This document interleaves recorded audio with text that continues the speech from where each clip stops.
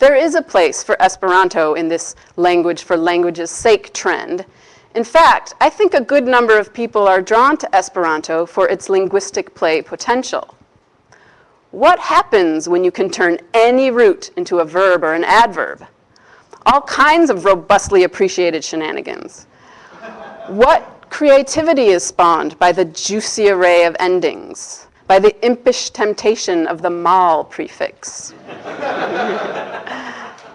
Esperanto can be an art language too, a language that fits an aesthetic ideal of what a language should be. Tolkien said as much when he praised Esperanto for possessing the gleam of individuality, coherence, and beauty which appear in the great natural idioms.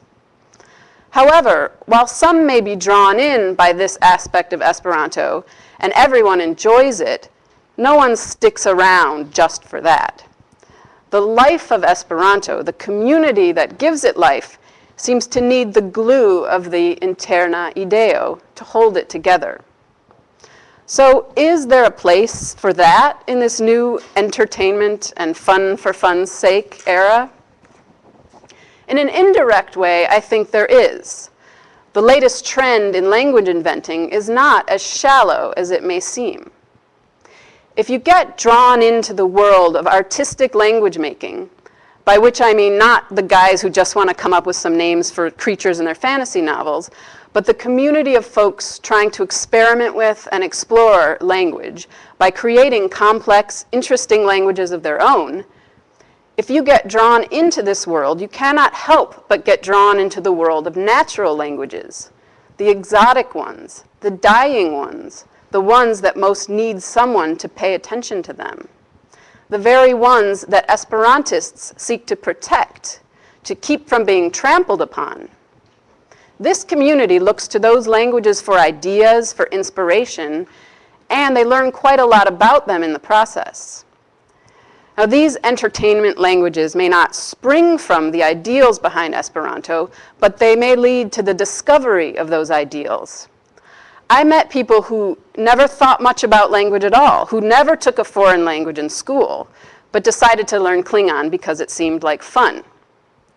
The experience of learning it, of wrapping their minds around it while at the same time learning that some real languages actually use these features, this experience changed the way they thought about language, changed what they took for granted about language, and importantly, pulled them out of their own language, allowing them to see it from the outside. And this is a crucial first step in the adopting of a fair linguistic internationalism. My language is not the only way. My language may look mighty weird to other people. If you can get to this realization through one of these entertainment languages, then you have not wasted your time. When I say that the Esperanto era came to an end, I mean that the era of people churning out European hybrid languages intended to become the New World language came to an end.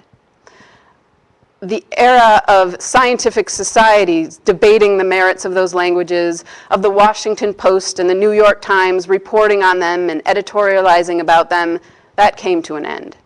But of course, as you know, Esperanto itself did not come to an end. It outlived its own era. In a way, it helped put an end to its own era. It became so well known that after a point, when the topic of universal language came up, discussion would be quelled with the comment, yes, well, they already tried that with Esperanto. The artistic language inventors of the day are not trying to come up with a universal language. Though these art languages occasionally end up being spoken by some people, they aren't intended to be spoken by anyone. But the way the inventors play, experiment, and interact with imaginary languages leads them to the real world of real languages. And sometimes it even leads them to Esperanto. I met at least 3 people who were impressively fluent in both Klingon and Esperanto. A passion for language is a passion for language. And passion for language is bound up with respect for language. And if respect for language is, as Zamenhof noted, intimately bound up with respect for people, then, well, the world could certainly use a little more of that.